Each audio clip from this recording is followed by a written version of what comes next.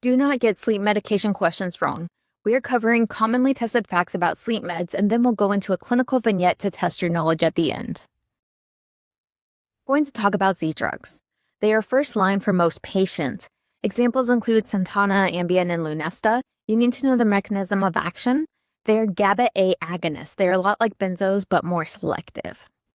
High-yield facts to know: they decrease sleep latency, and then they have these side effects.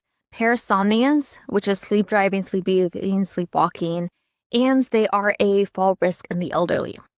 Although they are less likely to cause dependence than benzos, it is still possible.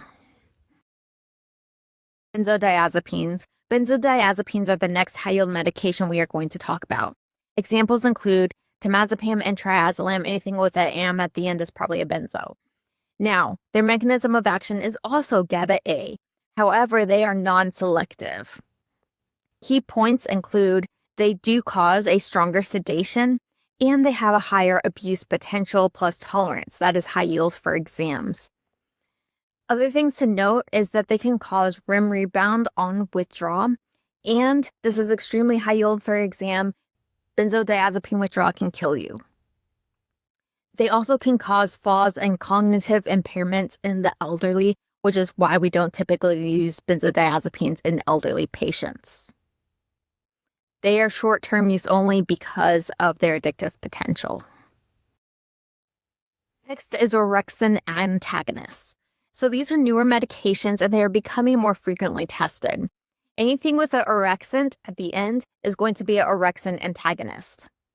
Now, their mechanism is to block orexin and decrease wakefulness. Why does this matter? They treat sleep onset and sleep maintenance, and they have less GABA-related side effects compared to Z drugs and benzos.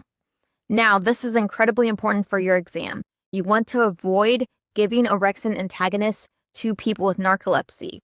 Why? Because of another high-yield fact that narcolepsy has decreased orexin already. So you don't want to make their symptoms worse by adding something that just makes the orexin even lower. Melatonin and ramelteon. These are the safest medications. So their mechanism of action is circadian rhythm regulation. This is best for sleep onset, jet lag, and shift work. And most importantly for these medications, there is no abuse potential. So if you have an exam question that gives you an elderly patient, remember they're susceptible to falls. Someone with substance use history, remember the other medications have abuse potential. Melatonin or ramelteon are the safest answers. Remember, safe and boring is usually correct if it's elderly or substance abuse.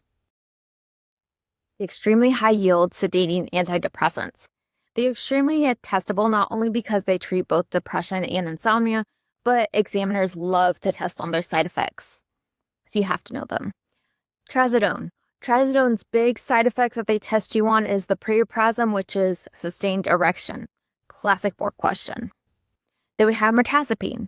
Mirtazapine is great if you have a patient that is losing a lot of weight and can't sleep because of their depression. Mirtazapine causes weight gain and sedation. Now, an important clinical pearl, because you might get pimped on this in your clinicals, mirtazapine works for depression at higher doses, but it works better for weight gain and sedation at lower doses. Another important one is doxepin. Doxepin is a TCA, the most sedating TCA, and it helps both with depression and with sleep maintenance. If you're reading a vignette and the patient has depression but also has sleep issues, look for one of these antidepressants because they're probably the right answer. We are going to test your knowledge with a board-style question. Make sure to check out the sleep disorder video and EEG video after this because sleep is super high yield on the USMLE and PRITE. All right, clinical vignette. A 68-year-old woman presents with difficulty falling asleep for several months. She lies awake for hours before finally sleeping. She has a history of falls and mild cognitive impairment. She asks for a strong sleep medication. Which of the following is the next best step? Do you A, give her temazepam, B, give her Benadryl, C, give her Ambien, D, provide cognitive behavioral therapy for insomnia, or E, give her amitriptyline? The correct answer is D, cognitive behavioral therapy for insomnia, or CBTI. This is actually first line for chronic insomnia. Moreover, this patient is elderly, plus she has a history of falls, so you want to avoid sedatives like benzos, Z-drugs, and antihistamines. Anticholinergics such as Benadryl and amitriptyline can cause confusion and delirium in the elderly as well. All of these are high-yield points that you need to know for the exam. Make sure you subscribe for new videos every week. Good luck on your exam.